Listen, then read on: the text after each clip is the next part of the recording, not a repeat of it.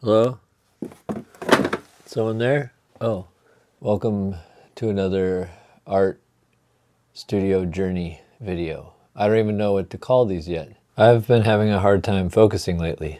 Maybe you could tell by how my studio looks right now. This is just chaos. But I'm not here to just talk about chaos and stuff like that. I'm here to talk about trying to figure out what meaningful art making is. The other day I made this self-portrait of myself. And I gotta say, when I was working on it, I hated it the whole time. And even now I'm kind of a little bit annoyed with it. But I forgot to drink my coffee and I worked on it for a while. It kept pulling me in deeper. Do you need to like what you're making for it to be successful? I think it might be helpful to think about art making as the ability to get lost in the process. Like you forget that time exists and you forget where you are and you forget how long you've been working. If you find those kinds of things in your life, in your art, then stick to those. I was just working on this.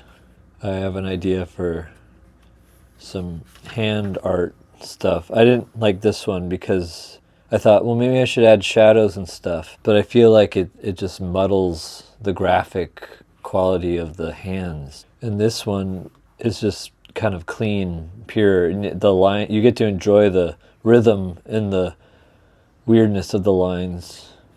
A lot of art is not knowing what you're doing, because I've had periods of doing art where I know exactly what I'm trying to do, and that, is fine.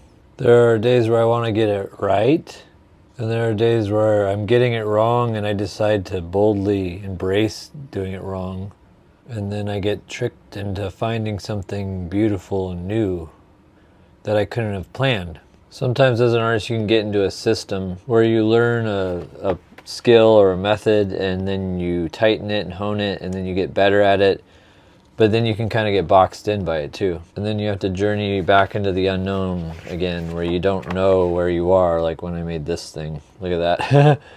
I was painting on glass. It was confusing and hard, and I like how odd it is. By the way, if you want my book, you can order one. I mailed them out from my house directly, so if you want one of these, it's chock full of art. I mean portraits, and some words too. And sometimes, there's so many available options that you don't know where to start. So if you feel like you're in that position where you're afraid to start, I'd say take the risk of doing a stupid piece of art. Because that's kind of how I felt about this one as I was starting to make it. I hadn't used watercolors in a year or two, and I was just kind of like, I'll just screw around for a second. And then I got like 2 hours in and I'm like, oh, I guess I'm doing this. And then the other day I thought, oh, I'll paint a cat that I saw in the neighborhood that I took a photo of. And I was really into this one as I was starting it. And then as I got into it, it got more and more like predictable. And I got like, I need to mess this up. So I like messed it up. And then I went crazy and was just doing marks like nut marks. And it's not boring anymore. I don't know if I feel 100% about it, but I kind of like it. I think it's expressive. And I guess that's part of, the balance is expression versus illustrating, or like getting it right, capturing something perfectly as a visual idea versus really just putting yourself into the unknown. I think artists need both of those things to be successful, because it's kind of like not taking the same route every day. If you change it up, you might find a new inspiration or a surprise, unexpected thing. Sometimes the things you come up with are not good. Like I don't like this at all. This is from like 2017. Like, that's a nice drawing, but I didn't really put the care into it. Sometimes being loose works, and sometimes being loose just looks crappy.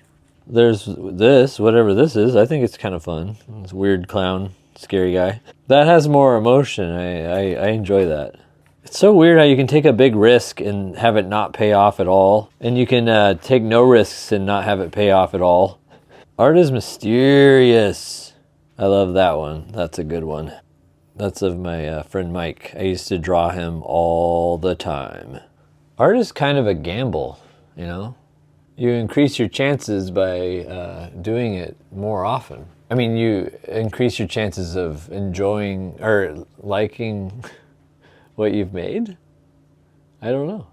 Boop, now I'm in the garage. I was working in here earlier and I wanted to show you what I was working on today. It's this guy. He's a cat. Victor Reed's. And it's on a little stake so I can put it in the ground outside. That was my project for today. But yeah, I got lost doing that and it felt good to finish it. And I hope you can get lost doing what you like doing most. And save the judgments for whether it's good or not for later. Just wait and see if you forget to drink your coffee or what time it is. Let those be your success benchmarks for art making. If you like these chaotic little videos, let me know. I still am kind of just figuring this out. Okay, bye.